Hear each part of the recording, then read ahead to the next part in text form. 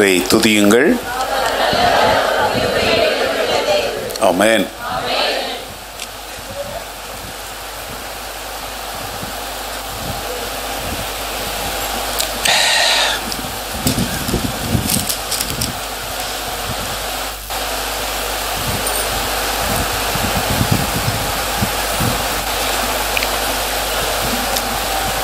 நேற்று இரவு முதல் உலகத்தின் பல்வேறு நாடுகளில் பல்வேறு நேரங்களில் ஆண்டவராகிய இயேசு கிறிஸ்து இந்த பூமிக்கு மனிதரை ரட்சிக்க மனிதனாக வந்ததை நினைவு கூறும்படி. நல்ல கவனிங்க. Not the day or time, but the incident, what happened in history. We are not celebrating the birthday of Jesus. Are you listening? We are not celebrating the birthday of Jesus, but the birth of Jesus. Hello. இயேசு கிறிஸ்துவின் பிறந்த நாளை நாம் கொண்டாடிட்டு இருக்கல, அவர் பிறந்த அந்த சம்பவத்தை நாம் கொண்டாடி கொண்டிருக்கிறோம். Praise the Lord. நம்ம நாட்டினுடைய முன்னாள் பிரதமர் மொரார்ஜி தேசாய் அப்படின்னு ஒருத்தர் இருந்தார். அவருடைய பிறந்த நாள் பிப்ரவரி மாதம் 29.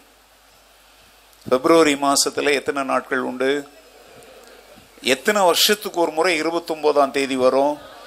4 வருஷத்துக்கு ஒரு முறை வரும். அவர் பிறந்தது இன்னைக்கு 29. ஸோ அப்போ அவர் பிறந்த நாள் எத்தனை வருஷத்துக்கு ஒரு முறை தான் கொண்டாட முடியும்? ரொம்ப இன்ட்ரெஸ்டிங் இல்லை? கவனிங்க. ஆனால் மொரார்ஜி தேசாய் என்பவர் இந்தியா முழுவதும் கவனிக்கப்படத்தக்க ஒரு தூய்மையான நேர்மையான ஒரு அரசியல்வாதி. வருஷா வருஷம் அவர் பிறந்த நாளே வரலங்க. ஆனால் அவர் பிறந்தது உண்மையா? 3 வருஷம் 29 வராது. 4வது வருஷம் தான் என்ன வரும்? 29 வரும். இப்போ 3 வருஷம் அவர் என்ன கொண்டாட முடியாது? அதுக்காக மொரார்ஜி தேசாயின்னு ஒருத்தர் பிறக்கலையா? பிறந்தாரா? பிறக்கலையா? வாழ்றாரா? வாழலையா? இப்போ வாழலை, இறந்துட்டாரு. அப்போ நான் சொல்றேன், கவனிங்க. ஒரு சாதாரண இந்திய நாட்டின் தலைவராக இருந்த மொரார்ஜி தேசாயினுடைய பிறந்த நாளே ஒரு அதிசயமா இருக்குது.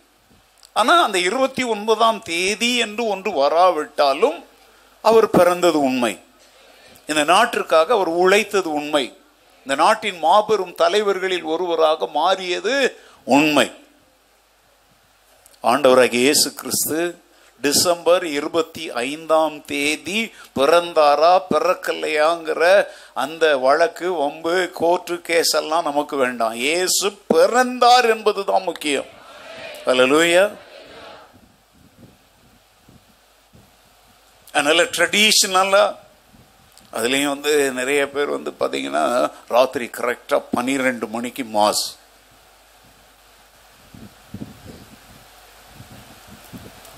பரவாயில்ல. இந்த ஆண்டு சுப்ரீம் கோர்ட் ஒரு உத்தரவு போட்டான், பட்டாசெல்லாம் வெடிக்கக்கூடாது. தீபாவளிக்கே போட்டானுங்க. அதே மாதிரி கிறிஸ்மஸ் புத்தாண்டுக்கு 11:30 மணியிலிருந்து 12 மணி வரைக்கும் மாத்திரம்தான் என்ன அடிக்கணும்? பட்டாசு அடிக்கணும். அவங்களுக்கு மாத்திரம் 2 ஹவர் கொடுத்துருக்கான். பாருங்க எப்படி இருக்குன்னு. சரி, அதெல்லாம் இப்போ பெரிய பிரச்சனை இல்லை. நேற்றுக்கு ரொம்ப கொஞ்சம் நிம்மதியாக இருந்துச்சு. இந்த பட்டாசுக்கு ஒரு சட்டம் போட்ட உடனே அந்த 1/2 மணி நேரம் பட்டாசு ரொம்ப குறைஞ்சி போச்சு. இயேசு கிறிஸ்துவின் பிறப்பை இப்படியெல்லாம் நாம் கொண்டாட வேண்டும் என்று தேவன் எதிர்பார்க்கவில்லை. ஏனென்றால் அவர் பிறந்ததே நீங்களும் நானும் அவருடைய குடும்பத்தின் பிள்ளைகளாக பிறக்க வேண்டும் என்பதற்காகத்தான் அவர் பிறந்தார். அவருடைய நாமத்தின் மேல் விசுவாசம் உள்ளவர்களாய் அவரை ஏற்றுக்கொள்ளுகிறவர்கள் எத்தனை பேர்களோ அத்தனை பேர்களும் தேவனுடைய பிள்ளைகள் ஆகும்படி. பிள்ளைகள் ரோட்ல இருக்க மாட்டாங்க, வீட்டில் இருப்பாங்க. ஆமென். தேவனுடைய குடும்பத்தின் பிள்ளைகளாக நாம் மாறும்படி அவர் நமக்காக மனிதனாக பிறந்தார். அதை நாம கொண்டாடிட்டு இருக்கிறோம். அவர் மாத்திரம் வந்து பிறக்கல அப்படின்னா நான் வந்து தேவனுடைய பிள்ளைன்னு என்ன சொல்லிக் கொள்ளுகிற அதிகாரம், உரிமை, ஸ்லாக்கியம், பாக்கியம் உங்களுக்கும் எனக்கு என்ன செஞ்சிருக்காது, கிடைச்சிருக்காது. So we are not celebrating the birthday of Jesus, but we are celebrating the birth of Jesus. ஏங்க அப்படி உட்கார்ந்துருக்கீங்க? சொல்லுங்க. நாம் இயேசு கிறிஸ்துவின் பிறந்த நாளை அல்ல, அவருடைய பிறப்பை கொண்டாடி கொண்டிருக்கிறோம். நீங்க சொல்லுங்கன்னா ஆமேன்றீங்க. எல்லாம் பக்கவாத்தியம் தான் வாசிப்பீங்களா? நீங்க சொல்லுங்க. நாம் இயேசு கிறிஸ்துவின் பிறந்த நாளை அல்ல, அவருடைய பிறப்பை கொண்டாடி கொண்டிருக்கிறோம். We are not celebrating the birthday of Jesus, but we are celebrating the birth of Jesus. சொல்லுங்கன்றா. எப்பா மூச்சு தும்முனா கூட இங்கிலீஷ் தான். இங்க சர்ச்சில் மாத்திரம் இங்கிலீஷ் வராது. சொல்லுங்க. அதான் அந்த அப்பதான், ஏன்னா இங்கிலீஷ் படிக்கிறவங்களுக்கு அந்த வார்த்தை வந்து உள்ளத்துல தங்கணும். சில வார்த்தைகளை நான் அடிக்கடி சொல்லுவேன். இதை தான் இந்த 40வது ஆண்டு விழாவில் 50 என்னுடைய வார்த்தைகளை போட்டு ஒரு டிராக்ட் மாதிரி அடிச்சிருந்தாங்க பார்த்தீங்க. அதுக்காக தான் இந்த மாதிரிலாம் சொல்றேன். இது அடுத்த வருஷம் சொல்லுவேன்னா ஞாபகம் இருக்குமாலாம் எனக்கு தெரியாது. இப்படி சொல்லும் போது நீங்க அதை மனசுல என்ன செஞ்சுக்கணும், எழுதி வச்சுக்கணும்.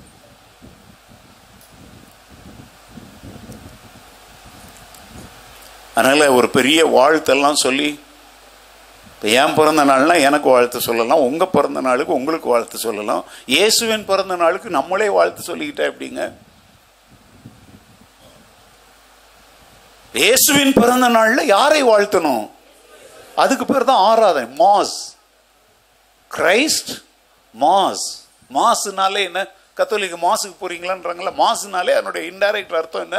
அவரை தொழுது கொள்ளுவதற்காக ஜனங்கள் ஒன்று கூடுவதற்கு பேர் தான் மாஸ். அப்போ வந்து அவருடைய பிறந்த நாளை நினைவு கூறும் பொழுது, பிறந்ததை நினைவு கூறும் பொழுது யாருக்கு நம்ம வாழ்த்து சொல்லணும்?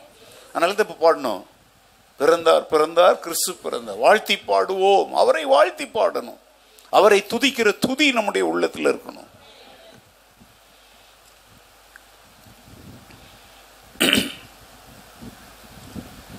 ஒரு கிறிஸ்துமஸ் நேரத்தில் ஒரு குடும்பம் வந்து ரொம்ப வறுமை, கஷ்டத்தின் பாதையில் போயிட்டு இருந்தாங்க. பலகாரங்கள் வாங்க அவங்களுக்கு பணம் இருக்குல்ல, புதிய துணிகள் வாங்க அவங்களுக்கு பணம் இருக்குல்ல, பெரிய செலிப்ரேட் பண்றதுக்கெல்லாம் அவங்ககிட்ட என்ன இருக்கல, பணம் இருக்கல. பெரிய பெரிய பரிசுகள் கொடுப்பதற்கும் அவங்களுக்கு வாய்ப்புகள் இருக்கல. அவங்க வீட்டில் இந்த கிஃப்ட் ரேப் பண்ணுறோம் பார்த்தீங்களா, பேப்பர், சில்வர் கலரில், ப்ளூ கலரில், க்ரீன் கலரில், கோல்டு கலரில் கிஃப்ட்லாம் பார்சல் பண்ணுறோம் இல்லையா, அந்த பேப்பர்ஸ் கொஞ்சம் அங்கே இருந்துச்சு, பழைய பேப்பர்ஸ் இருந்துச்சு. அதில் கோல்டு கலர் பேப்பர் வந்து கொஞ்சம் விலை அதிகம். அந்த வீட்டில் இருக்கிற ஒரு சின்ன பொண்ணு, குட்டி பொண்ணு வந்து என்ன பண்ணுறான்னா, ஒரு பழைய அட்டை டப்பாவை எடுத்து அது உள்ள என்ன வச்சான்னு தெரியல, அப்பா வெளியிலிருந்து வரும்போது பார்க்குறாரு. இந்த பொண்ணு என்ன பண்ணுறான்னா, அந்த கோல்டு கலர் பேப்பரை எடுத்து அந்த ஏதோ டப்பாவை வச்சு என்ன பண்ணிட்டு இருக்கிறாத சுத்திட்டு இருக்கிறா. இந்த கிறிஸ்மஸ் ட்ரீலெல்லாம் வந்து என்ன தொங்க விடுவாங்க, அந்த தொங்குது பார்த்தீங்களா, கோல்டு கலர், அது உள்ள என்ன இருக்குன்னு தெரியாது. அது மாதிரி அவ ஒரு பார்சல் வந்து என்ன பேப்பரில் பண்ணிட்டு இருக்கிறா. அவங்க அப்பா பார்த்தாரு, உனக்கு அறிவு இருக்கா, நம்மகிட்ட இருக்கிறதே 4-5 பேப்பர், அதுலயும் விலை உயர்ந்த எந்த பேப்பரை எடுத்து வேஸ்ட் பண்ணிட்ட நீ? சொன்னா, டேடி நாளைக்கு கிறிஸ்மஸ் டேடி, உங்களுக்கு கிஃப்ட் கொடுக்கறதுக்காகத்தான் நான் இந்த பேப்பர் எடுத்து என்ன பண்ணிட்டு இருக்கிறேன். என்ன சொல்ற, என்ன எனக்கு கிஃப்ட் கொடுக்குற, உனக்கு காசு கிடைச்சது, அதுக்கு போய் இந்த விலை உயர்ந்த கோல்டு பேப்பரை போய் நீ வேஸ்ட் பண்ணுவ அப்படின்னு சொல்லி அப்பா திட்டுறாரு. அந்த பொண்ணு திட்டெல்லாம் வாங்கிட்டு, அவர் திட்டினதுக்கு அழுதுகிட்டே அவ அந்த கோல்டு பேப்பரை வச்சு அந்த பெட்டியை என்ன பண்ணா, பார்சல் பண்ணி முடிச்சுட்டு அப்பா திட்டிட்டு போய் படுத்துட்டார். வெளிநாடுகள்லாம் எப்படின்னா, கிஃப்ட் எல்லாம் வந்து எப்படின்னா, இந்த ராத்திரி நேரத்தில் தூங்கும்போது தான் கொண்டு போய் என்ன செய்வாங்க, வீட்டு வாசல்ல இல்லை அவங்க பெட்டு பக்கத்தில் அங்கே கொண்டு போய் வைப்பாங்க. இப்படிலாம் நம்மளை கொடுத்துக்கிட்டு உடனே போட்டோவுக்கெல்லாம் போஸ் எல்லாம் கொடுக்க மாட்டாங்க. அதாவது அவங்க கண் விழித்து கிஃப்ட்னாலே அது சர்ப்ரைஸா இருக்கணும் அப்படிங்கிறதுக்காக. சரியா? இப்போ காலையில் அப்பா அப்படி கண் விழிச்சு பார்க்குறாரு. அவருடைய கட்டில் பக்கத்தில் அந்த பொண்ணு ஒரு பெட்டி கோல்டு கலர் பேப்பர் போட்டு வச்சிருந்தா பார்த்தீங்களா, அது அங்கே இருக்குது. அப்பாவுக்கு ஒரு ஆச்சரியம், சே பிள்ளைய பிடிச்சி இப்படி திரி விட்டோமே பாரு, அந்த பிள்ளை நமக்காக என்ன பண்ணி இவ்வளோ கஷ்டத்துலையும் நம்ம பிள்ளை என்ன பண்ணியிருக்குது, நமக்காக ஒரு பரிசு கொண்டாந்துருக்கிறாள் அப்படின்னு சொல்லிட்டு ரொம்ப சந்தோஷத்தோட அந்த பார்சலை பிரிச்சார். உள்ள என்ன இருந்திருக்கும் நீங்க நினைக்கிறீங்க? வறுமை, கஷ்டம், கண்ணீர், பாடுகள்ல இருக்கிறாங்க. அப்பா யோசிக்கிறார், இவ்வளோ கஷ்டமான இந்த நேரத்தில் கூட என் பிள்ளை எனக்காக என்ன கொண்டாந்துருக்குது, ஒரு பரிசு கொண்டாந்துருக்குதே அப்படின்னு சொல்லி ஆவலோடு ஆசையோடு அவசரமா ஆத்திரமா திறந்து பார்க்குறாரு. அந்த பெட்டிக்குள்ள ஒண்ணுமே இல்லை, அந்த டப்பாக்குள்ள ஒண்ணுமே இல்லை, காலி, எம்டி பாக்ஸ். அவருக்கு ஏற்கனவே அவ இந்த கோல்டு பேப்பரை எடுத்து வேஸ்ட் பண்ணிட்டான்னு நேற்று ராத்திரி தான் என்ன பண்ணிருக்கிறாரு, திட்டி இருக்கிறாரு. இப்ப காலையில பார்த்தா இன்னும் கோபம் கூடுது. அது உள்ள என்ன இல்லை. உடனே அவர் ஏய் வாங்க அப்படின்னு கூப்பிட்டாரு. அந்த பிள்ளை ஓடி வந்துச்சு. உனக்கு என்ன திமிரு, உனக்கு நேத்தே சொன்ன இந்த கோல்டு பேப்பர் எடுத்து என்ன பண்ணாத, வேஸ்ட் பண்ணாதன்னா. இல்ல டாடி, உங்களுக்கு நான் கிறிஸ்மஸ்க்கு என்ன கொடுக்க விரும்புறேன், கிஃப்ட் கொடுக்குறேன்னு சொல்லிவிட்டு ஒரு பாக்ஸை நீ ரேப் பண்ணிவிட்டு இப்போ காலையில் என் பெட் பக்கத்தில் வச்சு நான் திறந்து பார்த்தா அது உள்ள என்ன இல்லை, ஒன்றும் இல்லை. உனக்கு அறிவு இருக்கோ, இப்படியா அப்பாவை ஏமாத்துவாங்க அப்படின்னு சொல்லி அவர் பயங்கரமா பிடிச்சி திட்டுறாரு. என்ன மாதிரி ஆள் நினைக்கிறேன் அவரு. உடனே அந்த குழந்தை இல்ல, நோ டாடி, அது உள்ள உங்களுக்கு கிஃப்ட் இருக்குது அப்படின்னு சொல்றான். நான் கிஃப்ட் இருக்கு நீயே பாரு அப்படிங்கிறாரு. உடனே அந்த குழந்தை என்ன சொல்லிச்சு தெரியுமா, டாடி உங்களுக்கு கொடுக்கறதுக்கு நம்ம வீட்டில் பாசம் இல்லை, ஒன்றும் இல்லை, பொருள் இல்லை, ஒரு கிஃப்ட்டுமே இல்லை. அதனால் நான் என்ன பண்ணேன் தெரியுமா, இந்த பாக்ஸை கடைசியாக மூடி அதை ரேப் பண்ணி முடிக்கிறதுக்கு முன்னாடி I blew my love as kisses into this box. உங்க மேல இருக்கிற அன்பை காட்டுவதற்கு இந்த பாக்ஸ் நிறைய என்னுடைய முத்தங்களை ஊதி இதை நான் பார்சல் பண்ணியிருக்கிறேன் டாடி அப்படின்னு சொன்னான். உங்களுக்கு போய் சொன்னான் பாருங்க. என்னுடைய அன்பை ஒரு பொருளாக கொடுக்க என்னிடத்துல ஒன்றும் இல்லை, ஆனா இந்த பாக்ஸ் நிறைய என் அன்பை காட்டுவதற்கு நான் என்ன ப்ளூ பண்ணி இருக்கிறேன், என்ன ஊதி இருக்கிறேன், என் முத்தங்களை உள்ள நான் வைத்திருக்கிறேன் அப்படின்னு சொன்னான். அந்த தகப்பனுடைய உள்ளம் உடைந்தது. ஓ என்னுடைய குழந்தை என் மேல் உள்ள தன்னுடைய அன்பை காண்பிப்பதற்கு, கொடுப்பதற்கு, கண்ணால் பார்க்கவும் கையால் தொடவும் உணரவும் முடியாத ஒன்றை அது தர முடிய விட்டாலும் தன்னிடத்தில் இருக்கிற விலையேறப்பட்ட ஒன்றை இந்த பாக்ஸுக்குள்ளே என் பிள்ளை வச்சிருக்கிறார். அப்படியே பிள்ளையை தூக்கி கட்டி அணைத்து முத்தமிட்டார். இந்த கால வேளையில் நான் சொல்றேங்க, நீங்க விரும்பின துணி உங்களுக்கு கிடைக்காம இருந்திருக்கலாம். இந்த ஆண்டு கிறிஸ்துமஸ் அப்படி கொண்டாடணும் இப்படி கொண்டாடணும் திட்டம் போட்டிருப்பீங்க. உங்க பாக்ஸ் எம்டியா இருக்கிற மாதிரி இப்ப தெரியலாம். ஆனா நான் ஒண்ணு சொல்றேன், இந்த கிறிஸ்துமஸ்ல நீங்க it's not a empty Christmas. God has blown his love as your gift.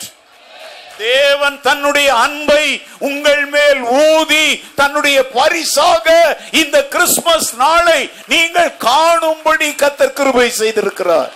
ஆமென் சொல்வீங்களா? ஹல்லேலூயா, ஹல்லேலூயா.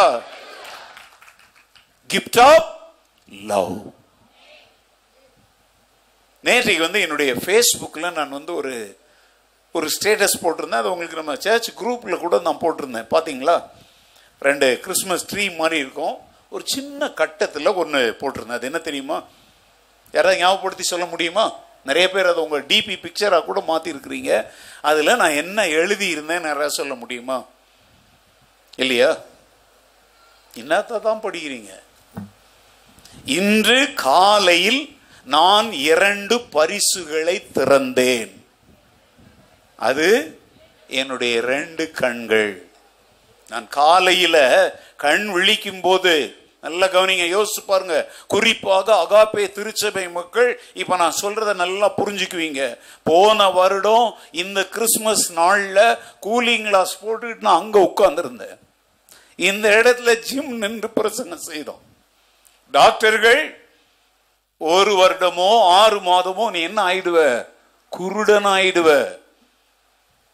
ஆட்டோமேட்டிக்கா உன்னுடைய கண்கள் திறந்திருக்கும், ஆனா என்ன இருக்காது? பார்வை இருக்காது. குளுக்கோமா சுகர் லெவல் எவ்வளவு இருந்துச்சு தெரியுமா? 1200. எவ்வளவு? 1200 சுகர்ல உட்கார்ந்திருந்தேன் நான். போன வருடம் கிறிஸ்துமஸ் புத்தாண்டு நேரம் ஞாபகம் இருக்கா உங்களுக்கு? புத்தாண்டு ஆராதனை நடத்துவதற்கு யாரை வரவழைத்தேன்? அது கூட மறந்துட்டீங்களா? சென்னையிலிருந்து பெரியப்பா வந்தாரு. ஏன்னா இந்த வெளிச்சத்தை எல்லாம் பார்க்கவோ இந்த ஒளியை தாங்கவோ என் கண்கள்ல என்ன இருக்கல? பலன் இருக்கல. இப்ப நல்லா கவனிங்க. 1 ஆண்டு கழித்து டாக்டர்கள் என்னென்னலாம் சொன்னாங்க. ஒவ்வொரு மாதமும் 2 கண்கள்லையும் என்ன போடணும்? இன்ஜெக்ஷன் போடணும். 1 மாதத்திற்கு 2 கண்கள்லையும் இன்ஜெக்ஷன் போடுறதுக்கு எவ்வளவு செலவாகும்? 1 லட்சம் ரூபாய் செலவாகும். 12 மாசத்துக்கு எத்தனை லட்சம் ரூபாய் செலவழிக்கணும்? 12 லட்சம் ரூபாய் செலவழிக்கணும் டாக்டர் சொன்னாங்க. அதற்குரிய ஆயத்தங்கள் எல்லாம் செய்தோம். ஆனா போட முடியல. ஏன்னா சுகர் லெவல் என்ன செய்யல? இறங்கல. அதனாலதான் நேற்று காலையில நான் கண் விழித்த போது ஆண்டவருக்கு நன்றி உள்ளவனாக, எனக்கு ஆண்டவர் தந்த பரிசு என்ன தெரியுமா? நல்லா கவனிங்க. இப்ப உங்களை எல்லாரையும் நான் நல்லா பாக்குறேன். ஹலோ, அவங்க சொன்னபடி 1 ஆண்டுல என்னுடைய கண்கள் குருடு அடையவில்லை. சுகர் லெவல் 1200 தாண்டின பின்பும் இந்த காலவேளையிலே தேவன் கிறிஸ்துமஸ் பரிசாக எனக்கு 2 கண்களை நான் திறந்தேன். ஹல்லேலூயா. I open my gift box, which is my 2 eyes. Both of my eyes are the gift of God. நான் நன்றியோட நினைச்சு பார்த்து சொல்றேங்க. நீங்க இந்த காலவேளையில சொல்ல முடியுமா? கிறிஸ்துமஸ் பரிசாக தேவனுடைய அன்பினாலே நீங்கள் பாதுகாக்கப்பட்டிருக்கிறீர்கள். தேவனுடைய கிருபையினாலே நீங்கள் பாதுகாக்கப்பட்டிருக்கிறீர்கள். அல்லேலூயா. நன்றியுள்ள இருதயம் வேணுங்க. சும்மா போட்டோம் நீங்க அர்த்தம் இல்லாமலாம் நாங்க நேரம் கடத்துறதுக்காகலாம் நாங்க எதையும் எழுதுறது இல்லை. எங்களுக்கு நேரம் விலையேறப்பட்டது. வாட்ஸ்அப்ல வந்தாலோ பேஸ்புக்ல வந்தாலோ எங்களுக்கு நேர போக்குக்காக இல்ல, எங்களுடைய வாழ்க்கையின் சாட்சியை பலருக்கு சொல்வதற்காகத்தான் வர்றோம். நான் எழுதினதை புரிந்து கொண்ட எத்தனையோ பேர் உலகத்தின் பல பகுதிகளில் இருக்கிற என்னுடைய நண்பர்கள் அதனுடைய அர்த்தத்தை நன்றாக புரிந்து கொண்டு என்னோடு அவர்கள் தொடர்பு கொண்டார்கள்.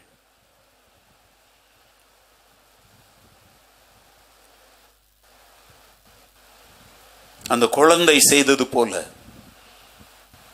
விலையேறப்பட்ட பரிசு அதுதாங்க. Daddy, I have nothing in this box, but as a gift of my love, I have blown kisses into this box. Hallelujah. இந்த பெட்டி நிறைய என்ன இருக்குது? என் அன்பின் முத்தங்களை ஊதி இருக்கிறேன் டாடி அப்படின்னு சொன்னான். இந்த காலவெளியில நம்முடைய டாடியை பார்த்து, அப்பா, எங்கள் ரட்சகரே, எங்கள் ராஜாவே, இந்த கிறிஸ்துமஸ் ஆராதனையில உங்களுக்கு கொடுக்கறதுக்கு என்கிட்ட விலையேற பெற்றது எதுவுமே இல்லை ஆண்டவரே.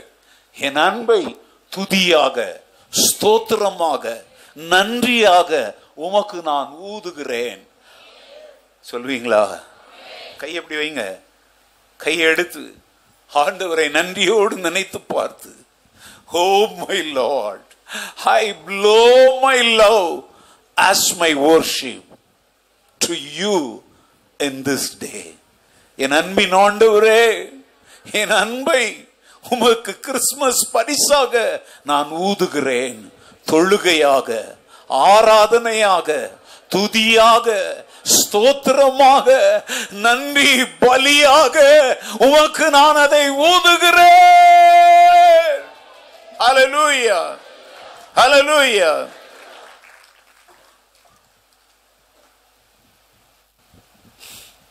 நாம ஒருத்தருக்கு ஒருத்தர் கொடுத்துக்கிற பரிசுகள் எல்லாம் அழிவு உள்ளது. அது வாடி வதங்கி போயிடும். அன்பினாலே வந்த தேவன் அன்பைத்தான் எதிர்பார்க்கிறார். அடிக்கடி சொல்வேன், true love must be responded. உண்மையான அன்பிற்கு மாறுத்தரம் செய்யப்பட வேண்டும். Praise the Lord. ஹல்லேலூயா. இந்த காலைவேளையினுடைய உள்ளம் ஆண்டவருடைய வார்த்தையினால தொடப்படுதா? ஆண்டவருக்கு என்னத்தை கொடுக்கணும்னு உங்களுக்கு புரிஞ்சிருச்சா? இப்போ வீட்டில் போயிட்டு என்னென்ன யாருக்கு அதெல்லாம் தட்ஸ் நாட் இம்பார்ட்டன்ட். அது தீபாவளிக்கு அவன் கொடுக்குறான், பொங்கலுக்கு இவன் கொடுக்குறான், அவன் கொடுக்குறான், இவன் கொடுக்குறான், நீங்கள் கொடுக்குறீங்க, அது இல்லைங்க கிறிஸ்மஸ். நம்ம யாருடைய பிறப்பை கொண்டாடி கொண்டிருக்கிறோமோ அவருக்கு என்ன கொடுத்தோங்கிறது தான் முக்கியம். அவருக்கு ஒன்றும் கொடுக்காம மற்றவங்களுக்கு போய் அதையும் இதையும் கொடுக்கறது கேவலமான Christmas. Christ must be honoured while we are celebrating his birth. அவருடைய பிறப்பை நாம் கொண்டாடி கொண்டிருக்கும் பொழுது அவருக்குரிய கனமும் மரியாதையும் மதிப்பும் அவருக்கு அன்பாக கொடுக்கப்பட வேண்டும். அல்லேலூயா. ஓகே, நேரம் ஆகுது. உங்களை நான் வீட்டுக்கு அனுப்ப விரும்புகிறேன். ஏசாயா எழுதின தீர்க்கதரிசன புத்தகம் 7வது அதிகாரம் 14வது வசனத்தை திருப்பிக் கொள்ளுங்கள். Turn with me to the book of Isaiah chapter 7 verse 14. ஆதலால் ஆண்டவர் தம்மை உங்களுக்கு ஒரு அடையாளத்தை கொடுப்பார். இதோ ஒரு கன்னிகையின் கர்ப்பவதியாகி ஒரு குமாரனை பெறுவாள், அவருக்கு இம்மானுவேல் என்று பெயரிடுவாள். இதோ ஒரு கன்னிகை கர்ப்பவதியாகி ஒரு குமாரனை பெறுவாள், அவருக்கு இம்மானுவேல் என்று. இயேசு கிறிஸ்து பிறந்த பொழுது யோசேப்புக்கு தேவதூதன் சொப்பனத்தில் தோன்றி என்ன பேர் வைக்கணும்னு சொல்லி கொடுத்தான். அவருக்கு மத்தேயு 1வது அதிகாரத்தில் படிக்கிறோமா, அவருக்கு இயேசு என்று பெயரிடுவாயாக, ஏனெனில் அவர் தமது ஜனங்களின் பாவங்களிலிருந்து அவர்களை மீட்டு அவர்களை என்ன செய்வார். அவருக்கு என்னன்னு பெயர் பையே? இயேசு. இம்மானுவேல் இல்லை, இயேசு. தேவதூதன் சொன்னாரா சொல்லலையா? அந்த வசனம் எங்க இருக்குது?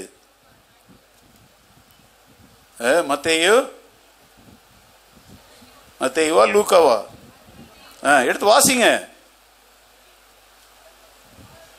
எல்லாம் வேத பண்டிதர்கள் நிறைந்த சர்ச்சை. வாயை திறந்து எடுத்து வாசிங்க. யோசேப்புக்கு அந்த தேவதூதன் சொன்னானா,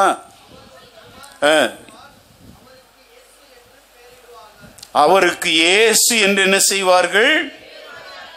ஏனென்றால் அவர் தமது ஜனங்களின் பாவங்களை நீக்கி அவர்களை என்ன செய்வார். அப்ப என்ன பேர் வைக்க சொல்லி தேவதூதன் சொன்னா?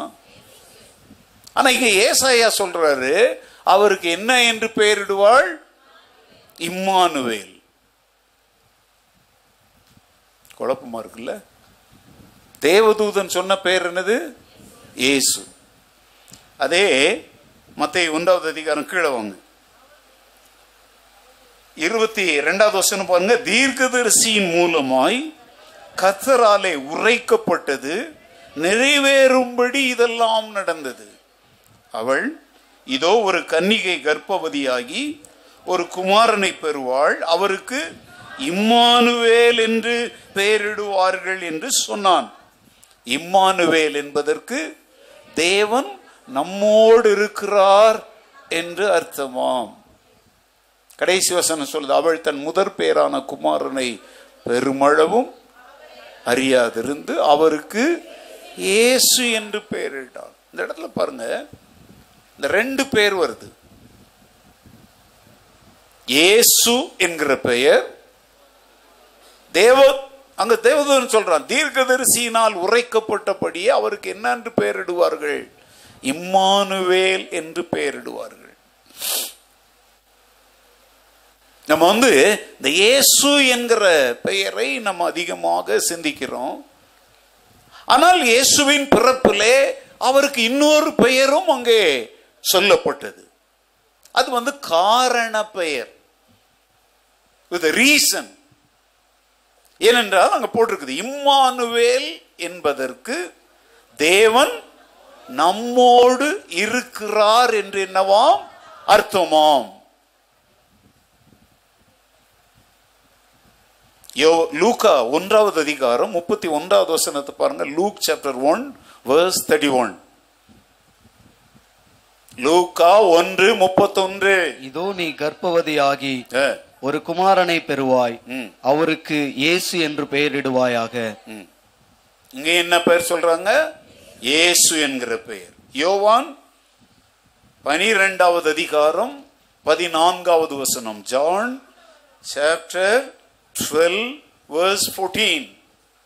அல்லாமலும் சியோன் குமாரத்தியே பயப்படாதே, பயப்படாதே, உன் ராஜா கழுதை குட்டியின் மேல் ஏறி வருகிறார் என்று எழுதியிருக்கிற பிரகாரமாக இயேசு ஒரு கழுதை குட்டியை கண்டு அதன் மேல் ஏறி போனார். இந்த வசனங்கள்ல ஒரு வார்த்தை திரும்ப திரும்ப வருது. அவரை குறித்து எழுதப்பட்டிருக்கிறபடியே.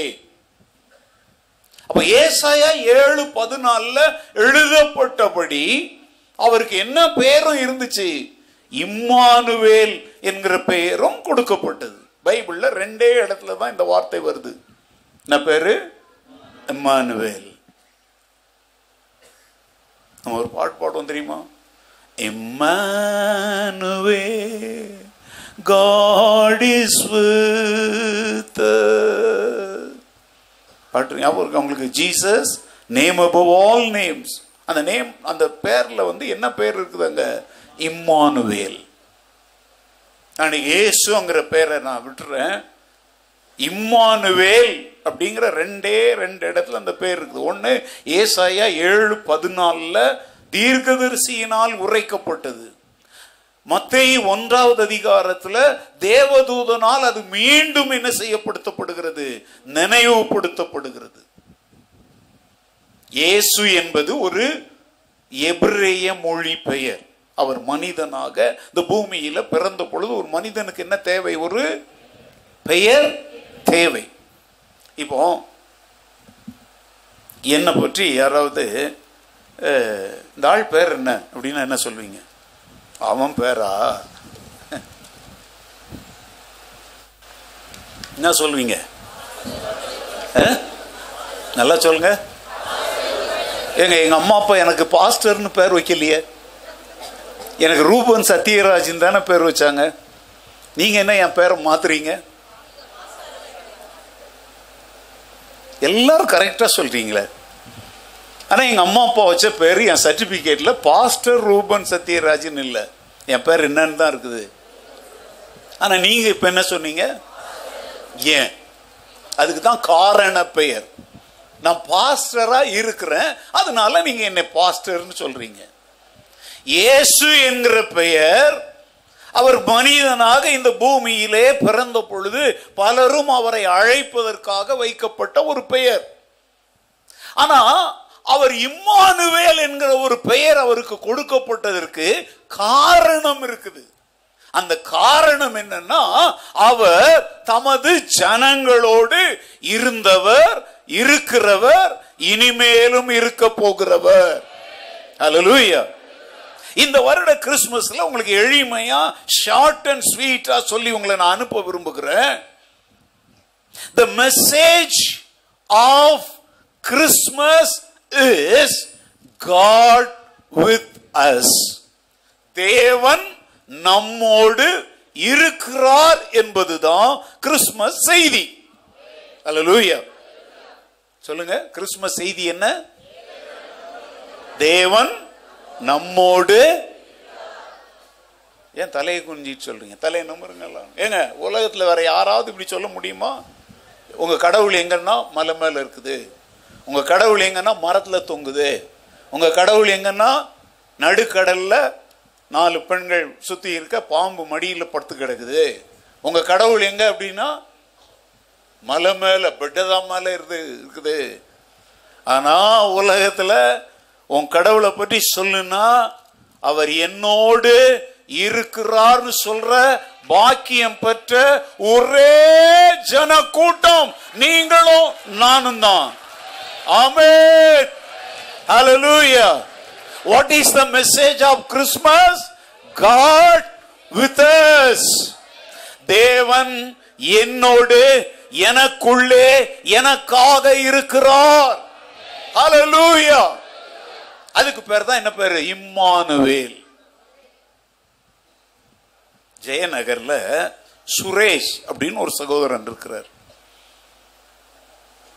ஊரு பேரை சொல்றேன், ஊரை சொல்றேன், எங்க இருக்கிற இடம்லாம் சொல்லலை, கண்டுபிடிச்சிடுவீங்க நீங்க. அவரு நிச்சயமா இப்ப என் பிரசங்கத்தை கேட்பாரு. இன்னைக்கு சாயங்காலத்துக்குள்ள அவர் பேரை நான் இங்க சொன்னதுனால, அவர் வாழ்க்கையை நான் சொல்றதுனால நிச்சயமா சந்தோஷப்படுவார். வாட்ஸ்அப்ல பாத்தீங்க அப்படின்னா அவர் போட்டோவை போடாம என் போட்டோவை போட்டு வச்சிருக்கிறார்.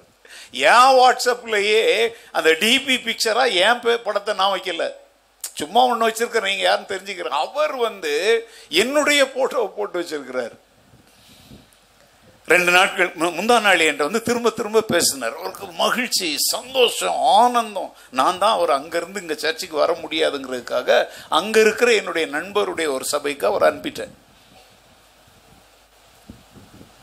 அவர் பல வருடங்களுக்கு முன்பு ஆண்டவரை அறிந்து ஆண்டவரை விட்டு தூரம் போய் அப்புறம் ஆண்டவரை தேடுவதை விட்டுட்டார், ஆலயத்துக்கு போவதெல்லாம் விட்டுட்டார், தேவனுடைய வழிகளை விட்டு போயிட்டார். இந்த யூடியூப்ல என்னுடைய செய்தியை பார்க்கிற ஒரு வாய்ப்பு அவருக்கு கிடைச்சிருக்கு. குறிப்பாக நம்முடைய வேத பாட வகுப்புகள், விசுவாச வாழ்வுன்னு பேசணும் பார்த்தீங்களா, அதை அவர் பார்ப்பதற்கு ஒரு வாய்ப்பு கிடைத்தது போது அந்த வேத பாட வகுப்புகளிலே அந்த சொல்லப்பட்ட வார்த்தைகள் அவருக்குள்ள செத்து கிடந்த விசுவாசத்தை மீண்டும் என்ன செய்தது? உயிர்ப்பித்தது. அவர் என்னோட தொடர்பு கொண்டார். கவனிங்க எல்லாருங்க, அவரோட போன் மூலமாகவே அவரை பேசி வழி நடத்தி அந்த செய்திகள் மூலமாக அவருடைய வாழ்க்கை மாற்றப்பட்டது, விசுவாசம் உயிரடைந்தது. அப்ப அவர் சொன்னாரு, ஐயா நான் எவ்வளோ கஷ்டப்பட்டாலும் சரி, பன்னார்காடா ரோட்ல இருக்காங்க, நான் சர்ச்சுக்கு இங்கே வரேன் அப்படின்னாரு. நான் சொன்னேன், நோ சாரி, அங்கிருந்து நீங்க இங்க ஆராதனைக்கு வருவது ரொம்ப கஷ்டம், அதனால நான் என்னுடைய நண்பர் ஒருவருடைய சபையை உங்களுக்கு அறிமுகம் செய்கிறேன், அங்க போங்க அப்படின்னு சொல்லி இப்போ குடும்பமா, முழு குடும்பமா அந்த சபைக்கு அவர் போயிட்டு இருக்கிறார். ஆனா நம்முடைய ஒரு பிரசங்கத்தை கூட அவர் தவற விடுறதில்லை. அவருக்கு ஒரு இன்னும் நான் நேருக்கு நேர் அவரை பார்த்ததில்லை. அவருக்கு ஒரு முறையாவது இங்க நம்முடைய ஆராதனையில நேரடியா கலந்து கொண்டு என்னை முகமுகமாக பார்க்கணும்னு அவருக்கு ஒரு ஆசை. அப்போ அவர் முந்தா நாள் பேசும்போது என்கிட்ட ஒரு வார்த்தை சொன்னார், ஐயா நீங்க எவ்வளோ பிரசங்கங்கள் பண்றீங்க, ஆனா நிறைய பிரசங்கங்கள்ல ஒரு வார்த்தையை நீங்க அடிக்கடி மக்களுக்கு நினைவுபடுத்துறீங்க, அது என்னை ரொம்ப தொட்டுச்சு, என்னை ரொம்ப மாற்றிடுச்சு. என்ன பிரதர் அப்படின்னு கேட்டேன். அவர் என்ன சொன்னார் தெரியுமா? தேவன் எனக்குள் என்னோடு எனக்காக இருக்கிறார் அப்படிங்கிற அந்த செய்தி என்னை அப்படியே மாற்றிடுச்சியா அப்படின்னாரு. ஒரு நாள்ல நான் அப்படி சொல்ல முடியாம இருந்தேன், ஆனா இப்போ நான் சொல்ல முடியுது, தேவன் எனக்குள் இருக்கிறார், என்னோடு இருக்கிறார், எனக்காக இருக்கிறார் அப்படின்னு சொல்லி சொல்ற அளவுக்கு இந்த ஆண்டு உங்கள் மூலம் என் வாழ்க்கை ஆண்டவர் மாற்றிட்டாரியா அப்படின்னு சொன்னார். அல்லேலூயா. சொந்த ஊர்ல தீர்க்கதரிசிக்கு மரியாதை இல்லைன்னு உங்களுக்கு இதை பல முறை சொன்னாலும் இதை நீங்க அவ்வளவு சீரியஸா எடுக்கிறது இல்லைங்க. காய்ந்த பூமியில தண்ணீரை ஊத்துனாதான் அது உறிஞ்சி குடிக்கும். ஏன்னா எத்தனையோ மக்கள் தேவன் என்னோடு இருக்கிறார், எனக்காக இருக்கிறார் என்கிற உணர்வு இல்லாமல் அவர் எங்கேயோ இருக்கிறார், அவருக்கு எனக்கு என்ன இல்லை, சம்பந்தம் இல்லை. இன்னைக்கு உலகத்தினுடைய அத்தனை மதங்களும் கடவுள் இருக்க வேண்டிய இடம் வேற, நீ இருக்க வேண்டிய இடம் வேற. நீ அந்த கருவறைக்குள்ளெல்லாம் போக முடியாது. அங்க உயர்ந்த ஜாதிக்காரன் ஒருத்தன் தான் போக முடியும். மற்றவெல்லாம் கையை கட்டிக்கிட்டு, இடுப்புல துண்டை கட்டிக்கிட்டு, காலில் செருப்பு போடாம நீ எங்கேயோ நிக்கணும். மதங்கள் இன்னைக்கு தெய்வத்தையும் மனிதனையும் இணைச்சு வைக்குதா, பிரிச்சு வைக்குதா? இன்னைக்கு இந்தியாவில் ஒரு பெரிய பிரச்சனை. கேரளாவில் இருக்கிற ஒரு பிரபலமான கோயிலுக்கு எல்லாரும் போகலாம் அப்படின்னு சொல்லி நீதிமன்றம் தீர்ப்பு சொல்லிருச்சு. ஆனா சில குறிப்பிட்டவர்கள் போக கூடாதுன்னு அங்க என்ன நடந்துட்டு இருக்குது? கலாட்டா, சண்டை. தெரியுமா தெரியாதா? இந்த காலவெளியில நான் சொல்றேங்க, உலகம் எங்கும் இருந்து இதை கவனித்துக் கொண்டிருக்கிற யாராய் இருந்தாலும் சரி, கிறிஸ்துமஸினுடைய மிக முக்கியமான இருதயம் போன்ற செய்தியே தேவன் மனித உருவெடுத்து வந்து மனிதனோடு மனிதனாக உறவாடி அவனோடு வாழ்கிறார், அவனோடு இருக்கிறார் என்பதுதான் கிறிஸ்தவத்தின் உயிருள்ள செய்தி. ஹல்லேலூயா. தேவனையும் மனிதனையும் ஒன்றாக இணைப்பதற்கு, உறவு கொள்ள வைப்பதற்கு இயேசு மனிதனாக பூமிக்கு வந்தார். அதனால அவருக்கு கொடுக்கப்பட்ட ஒரு ஸ்பெஷல் நேம் இம்மானுவேல். ஹல்லேலூயா. இம்மானுவேல் என்பதற்கு அர்த்தம் என்ன? தேவன். எல்லாரும் நம்மோட இருக்க முடியாது. கொஞ்ச நாள் இருக்க முயற்சி செய்வாங்க, முடியலன்னா போயிட்டே இருப்பாங்க. ஆனால் இம்மானுவேல், நீ அவரை விட்டாலும் அவர் உன்னை விட மாட்டார். அல்லேலூயா. உன் கால்கள் தள்ளாடும் பொழுது தன் கரத்தாலே உன்னை தாங்கிக் கொண்டு மார்போடு அணைத்து உன்னோடு இருக்க பிறந்தார் இம்மானுவேல். அல்லேலூயா. உன் துன்ப நேரத்தில், உன் துயர நேரத்தில், உன் கண்ணீரின் நேரத்தில், உன் வருத்தத்தின் நேரத்தில், உன் கஷ்டத்தின் நேரத்தில், ஏன் நீ பாவம் செய்து விழுந்து கிடக்கிற நேரத்திலும் நீதிமான்களை அல்ல பாவிகளையே மனம் திரும்புகிறதற்கு அழைக்க வந்தேன் என்று நீ இருக்கிற இடம் தேடி வருகிறாரே, அவர்தான் இம்மானுவேல். உன் மீட்புக்காக, உன் ரட்சிப்புக்காக, உன் பாவ மன்னிப்புக்காக காவடி எடுத்து வெறுங்காலோட உன்னை வருத்தி கொண்டு நான் இருக்கிற இடத்தை தேடி வா என்று சொல்ல இயேசு வரவில்லை. நீ என்னை தேட முடியாது, நான் உன்னை தேடி வந்தேன் என்று இயேசு இறங்கி வந்தாரே, அதனாலதான் அவர் பேர் இம்மானுவேல். அல்லேலூயா. வந்தவர் விசிட் அடிச்சிட்டு போகல, வந்தவர் நிரந்தரமா நம்மளோட தங்கிட்டார். அல்லேலூயா. ஏசு எங்க இருக்கிறார்னா, சண்டே ஸ்கூல்ல எல்லாம் ஏசிபிசி நடத்துற டீச்சர்ஸ் சொல்லி தரேன், ஏசப்பா அங்க இருக்கிறாருன்னு சொல்லி போய் சொல்லாதீங்க. ஏசப்பா இங்க இருக்கிறாருன்னு சொல்லி கொடுங்க. ஆமென். அநேக பிள்ளைகளுடைய இருதயத்தில் அவர் இல்லைன்னா அவங்களுக்கு சொல்லுங்க, இதோ வாசற்படியிலே நின்று கதவை தட்டுகிறார், நீ தாழ்மையோடும் கீழ்ப்படிதலோடும் இதய கதவை திறந்தால் உனக்குள்ளே இயேசு வருவார், இம்மானுவேலாக உன்னோடு இருப்பார். இத சொல்லி கொடுங்க. இதுதான் கிறிஸ்தவத்தினுடைய ஆணிவேர். எங்கேயோ இருக்கிற ஒருவரை நான் ஏன் ஆராதிக்கணும்? என்ன தேடி பணம் செலவழிச்சிட்டு வான்னு சொல்ற ஒரு பணக்கார தெய்வத்தை ஆராதிக்க வேண்டிய அவசியம் இல்லை. எனக்காக இருக்கிறவரை தான் ஆராதிக்க முடியும். அதனாலதான் சங்கீதக்காரன் அவரை அறிந்ததுனால சொல்றான், நான் மரண இருளின் பள்ளத்தாக்கிலே நடந்தாலும் பொல்லாப்புக்கு பயப்படேன், தேவரீர் என்னோடு கூட இருக்கிறீர். இந்த கிறிஸ்துமஸ் நாள்ல நீங்க சொல்லுங்க, மரணம், இருள், பயம், கலக்கம், பள்ளத்தாக்கு என்ன வந்தாலும் சரிங்க, இந்த இம்மானுவேல் நம்மளை விட்டு போக மாட்டார். ஆமென். ஹல்லேலூயா. யோசேப்பை தூக்கி சிறைச்சாலையில போட்டாங்க. சிறையிலும் கர்த்தர் அவனோடு இருக்கிறார் என்று சிறைச்சாலை தலைவன் கண்டு சிறையினுடைய அதிகாரம் முழுவதையும் யார் கையில கொடுத்துட்டான்? ஒருவேளை இன்னைக்கு அடிமைத்தனம் என்கிற சிறையில நீ கிடந்தாலும் சிறையிலிருந்து வெளியே வா, உன் கூட இருக்கிறேன்னு சொல்றவர் இல்ல, சிறைக்குள்ளும் உன்னோடு இருக்கிறவர் தான் இம்மானுவேல். ஹல்லேலூயா. வேதம் முழுவதும் பக்கம் பக்கமா புரட்டி பாருங்க. தேவன் தம்மை நம்புகிற, விசுவாசிக்கிற, அன்பு செலுத்துகிற எல்லாரோடையும் இருந்தார். கோலியாத்தை தாவீது சந்தித்த பொழுது அவன் கூட இருந்தாரா? சொல்லுங்க. அக்னி சூளையை பக்தர்கள் சந்தித்த பொழுது அவங்க கூட இருந்தாரா? தன்னுடைய ஜனங்கள் சிவந்த சமுத்திரத்தின் வழியே நடந்த பொழுது அவங்க கூட இருந்தாரா? சிங்க கெபிக்குள்ள தானியேலை தூக்கி போட்ட போது அவன் கூட இருந்தாரா? எல்லாவற்றையும் இழந்து மொட்டை மரமாக யோபு நின்ற பொழுது, எல்லாமே அவனை விட்டு விலகி போன பொழுது இம்மானுவேல் அவனோடு இருந்தாரா? சொல்லுங்க. இந்த காலவெளியிலே அந்த இம்மானுவேல் நம்மோடு இருக்கிறார். உனக்கு யார் இருந்தாலும் சரி, இல்லாமற் போனாலும் சரி, இந்த காலவெளியிலே தேவன் சொல்லுகிறார், இம்மானுவேலாக என் பிள்ளையே நான் உன்னோடு இருக்கிறேன். பாட்டு போடுறோம். எந்த காலத்திலும் எந்த நேரத்திலும் நன்றியால் உம்மை நான் துதிப்பேன். இயேசுவே உம்மை நான் வாழ்விலும் நீரே தாழ்விலும் நீரே. இன்னைக்கு கிறிஸ்துமஸ் பாடலாம், அதை பாடி பாருங்க.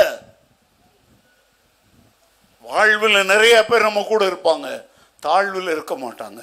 ஆனா தாழ்விலும் நம்மோடு இருக்கிறவர் இம்மானுவேல். அல்லேலூயா. சொல்றதுக்கு எக்கச்சக்கருக்கு நேரம் ஆயிப்போச்சு. ஆராதனை நேரமே முடிஞ்சு 12 நிமிஷம் ஆயிப்போச்சு. இம்மானுவேலை பற்றி நான் பிரசங்கம் பண்ணேன்னா ஒரு 20-30 பிரசங்கம் பண்ணுவேன். தேவன் யாரோடு இருப்பார், யாரோடு இருந்தார், இருந்த போது அவங்களுக்கு என்னென்னலாம் ஆச்சு. இந்த காலவெளியில் நீங்க இதை விசுவாசிக்கிறீங்களா? ஆண்டவரை இம்மானுவேல் அப்படின்னு அழைக்கிற அந்த ஒரு விசுவாசம் உங்களுக்கு வந்தாச்சா? சொல்லுங்க. He is Emmanuel. சொல்லுங்க. அவர் இம்மானுவேல் அப்படின்னா என்ன? தேவன் என்னோடு இருக்கிறார், நம்மோடு இருக்கிறார். சொல்லுங்க. தேவன் என்னோடு இருக்கிறார். பக்கத்தில் இருக்கிறவங்க 2 கையும் பிடிங்க. எப்படி அப்படி பிடிங்க. சொல்லுங்க. முகத்தை பார்த்து மலர்ந்த முகத்தோடு சொல்லுங்க, தேவன் நம்மோடு இருக்கிறார். ஹல்லேலூயா. ஏதோ அவ்வளவு வருத்தத்தோட வைத்தறிச்சலோட சொல்றீங்க? ஏங்க, இந்த உலகத்துல வேற யாரும் சொல்ல முடியாத உயிருள்ள வார்த்தைகள் இது. தேவன் என்னோடு இருக்கிறார், தேவன் நம்மோடு இருக்கிறார். பைபிள் சொல்லுது, தேவன் நமது பட்சத்தில் இருந்தால் நமக்கு விரோதமாய் இருப்பவன் யார்? ஆமென். ஹல்லேலூயா. மலைகள் பர்வதமே உருண்டு பெயர்ந்து விழுந்தாலும் தேவன் என் பட்சத்தில் இருந்தால் நான் பாதுகாப்பாய் இருப்பேன், நான் சுகமாய் இருப்பேன், நான் நலமாய் இருப்பேன். ஹல்லேலூயா. தேவன் யார் யார் கூட எல்லாம் இருந்தாரோ அவங்க எல்லாம் உலக சரித்திரத்தை அசைக்கிறவர்களாய் மாறினார்கள். இந்த கிறிஸ்துமஸ் நாள்ல தேவன் உங்களோடு இருக்கிறார், இருப்பார், இருந்தார். இதை நினைவு கூறுங்க. ஆமென். எல்லாரும் எழுந்திருக்கலாம். என்னோடு இருக்கிறவரே, இருந்தவரை விடுங்க, இருக்க போறவரை விடுங்க, அவர் என்றென்றும் மாறாதவர். ஆண்டவருக்கு நன்றி சொல்லலாமா? இம்மானுவேல், தேவன் நம்மோடு இருக்கிறார். மரண இருளின் பள்ளத்தாக்கிலும் அவர் என்னோடு இருக்கிறவர். வாழ்க்கையின் எல்லா சூழ்நிலைகளிலும் அவர் என்னோடு இருக்கிறவர். இந்த நற்செய்தியோடு மலர்ந்த முகத்தோடு வீடுகளுக்கு போக விரும்புறீங்களா? இன்னைக்கு பார்க்கிற எல்லாருக்கும் இயேசுவை நீங்கள் ஏற்றுக்கொண்டால் நீங்களும் அவரை இம்மானுவேல் என்று அழைக்க முடியும். அவர் உங்களோடு இருப்பார் என்கிற நற்செய்தியை எல்லாருக்கும் சொல்லுவீங்களா? ஆமென். ஜெபிப்போம்.